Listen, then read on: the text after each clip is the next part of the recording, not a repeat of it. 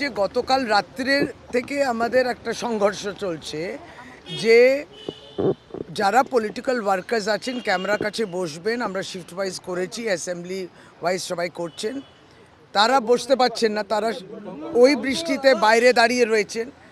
গতকাল রাত্রির থেকেই মানে বেশ রাত অবধি কথা হয়, কিন্তু তখন তারা হঠাৎ করে বললেন নতুন নিয়ম আবার, যে এবার কার্ড দেয়া হবে প্রবেশ করার জন্যে, ক্যামেরা অবধি সেখানে কার্ড দেওয়া হবে।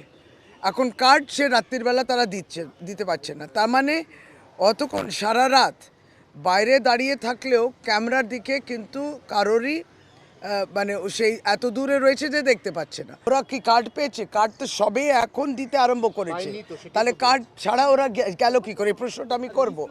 তাহলে কি এক পার্টিকে, আমরা জানি এটা নিরপেক্ষভাবে কোনো কাজই হয়নি ইলেকশন কমিশন দ্বারা।